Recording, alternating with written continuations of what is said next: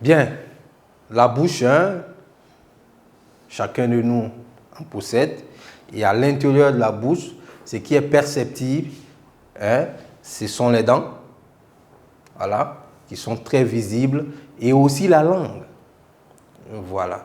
Donc, dans la bouche, nous avons la langue, nous avons les dents, nous avons aussi les glandes salivaires qui sécrètent la salive. Voilà. Les glandes salivaires qui sécrètent la salive. Hein?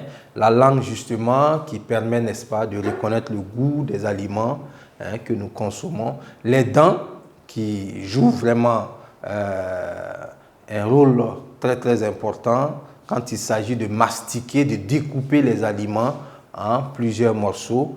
Et la salive sécrétée par les glandes salivaires, hein, qui joue un rôle dans l'hygiène de la dentition et aussi dans le début de la digestion. Parce que la salive va beaucoup intervenir quand il s'agira de la digestion chimique au niveau de la bouche. Voilà. Mais maintenant, nous allons ici nous concentrer sur les dents. Voilà. Nous allons nous concentrer sur les dents parce que c'est l'élément capital qui permet justement de démarrer la digestion. Voilà. Chez l'adulte,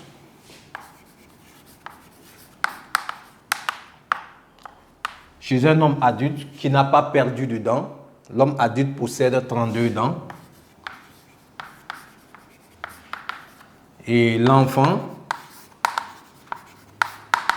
en possède 20. Voilà. L'enfant possède 20 dents. Voilà. Donc, quand vous prenez chez l'adulte les 32 dents sont réparties en plusieurs sortes de dents. Voilà. Nous avons jusqu'à 4 sortes de dents. Et on a les incisives qui sont au nombre de 8. 8 incisives. Voilà. Leur rôle, c'est de couper les aliments.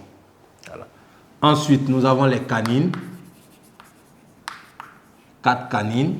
Hein. Ils sont reconnaissables à travers leur bout pointu. Hein. Les canines sont situées un peu par là. Voilà. Les canines qui permettent, n'est-ce pas, de couper, pas couper, mais déchirer les aliments. Et nous avons ensuite les prémolaires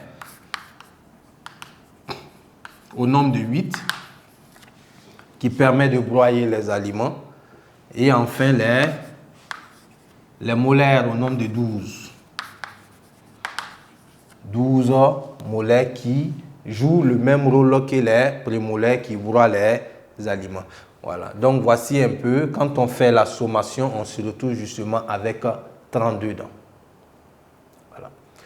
Chez l'enfant, nous avons 20 dents. Il faut dire que chez l'enfant n'a pas de molaires. L'enfant a des incisives, des canines et des prémolaires. Voilà. Les molaires vont apparaître plus tard parce qu'il y a 2 types de dentition. Quand on dit dentition, la dentition, c'est l'apparition des dents. Voilà. Chez l'enfant, on parle là de dentition de lait. Hein? Voilà. Les premières dents chez le bébé apparaissent à l'âge de 6 mois. À partir de 6 mois, vous allez constater que les incisives, 2 incisives qui apparaissent, hein, qui sont perceptibles.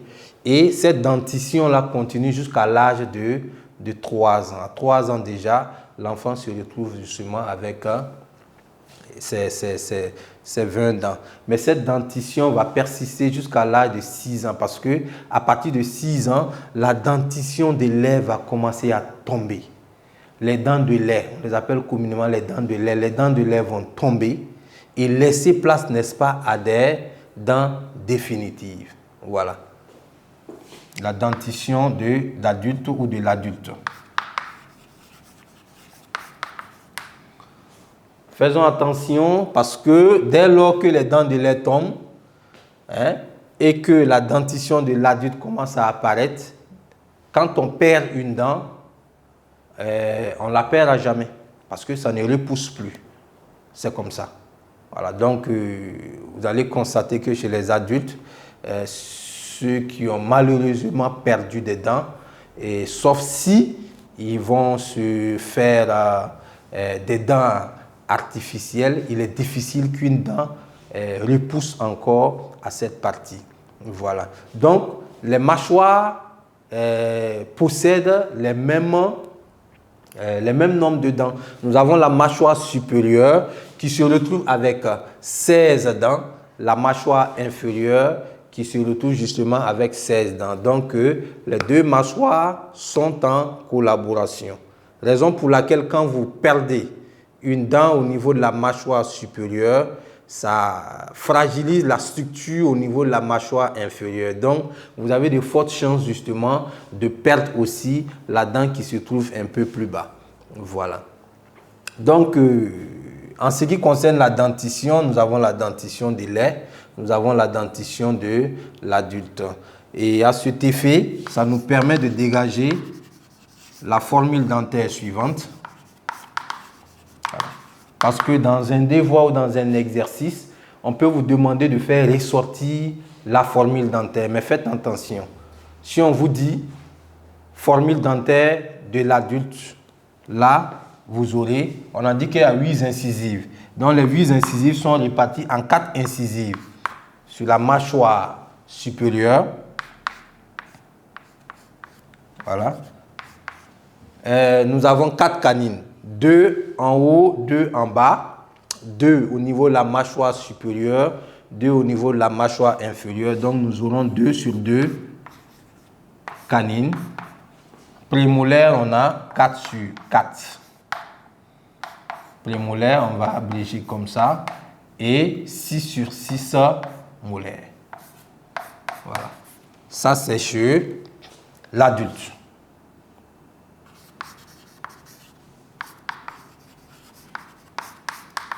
Voilà. Mais maintenant, chez l'enfant,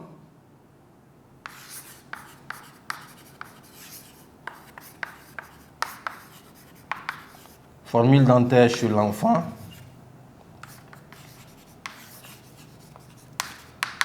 Il est dit ici que l'enfant n'a pas de molaires. Voilà. Les molaires apparaissent lorsque la dentition de l'adulte prend forme. Après que les dents de lait soient tombées, voilà, la nouvelle apparition de dents, voilà, les molaires vont apparaître avec cette dentition-là. Donc, chez l'enfant, nous aurions 4 sur 4 incisives, 2 sur 2 canines, 4 sur 4 prémolaires, tout simplement. Voilà. Dans un exercice, on peut vous piéger, on peut vous demander la formule dentaire de la demi-mâchoire. Là, c'est la mâchoire. La demi-mâchoire, c'est la moitié. Il faut faire très attention. En ce moment, s'il s'agit de la demi-mâchoire chez l'adulte,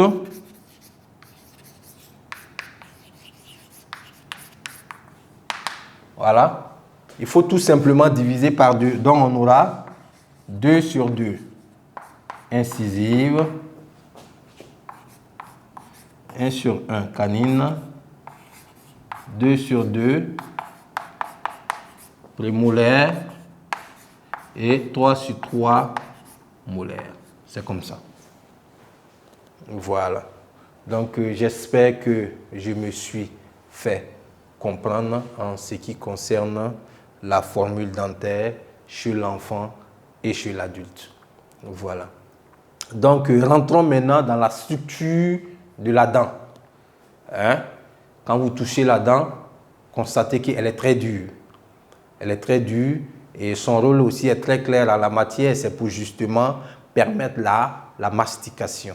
Voilà. Mais quand il faut dire que c'est un organisme vivant, c'est un tissu, c'est un assemblage de cellules. Voilà. C'est perceptible lorsque vous consommez soit quelque chose de très très chaud ou quelque chose de très très froid. Vous allez constater justement que c'est une structure vivante.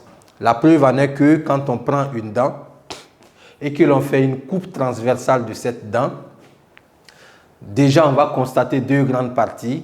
La couronne, hein, c'est ce que vous voyez en blanc, c'est ça, et la racine qui est incrustée au niveau des alvéoles. Voilà. Et si vous prenez la couronne, hein, nous avons des éléments tels que la cuticule et l'émail, hein, qui forment justement la partie blanche qui ressemble à l'os que vous voyez. Mais quand on va plus à l'intérieur, on va trouver un canal, pas un canal en tant que tel, une structure à l'intérieur où il y a un trou, où dans ce trou, on peut retrouver des vaisseaux sanguins et des nerfs. Voilà. À ce niveau-là, les vaisseaux sanguins et les nerfs sont logés dans une structure qu'on appelle la pulpe dentaire. Voilà. Et vous allez sans doute constater que quand ceux-là qui souffrent par exemple de carie dentaire, dès lors que la dent est rongée jusqu'à la pulpe dentaire, ça devient de vives douleurs. Voilà. L'individu se retrouve dans un inconfort total. Soit il faut arracher la dent, soit il faut refermer le trou à travers des principes médicaux.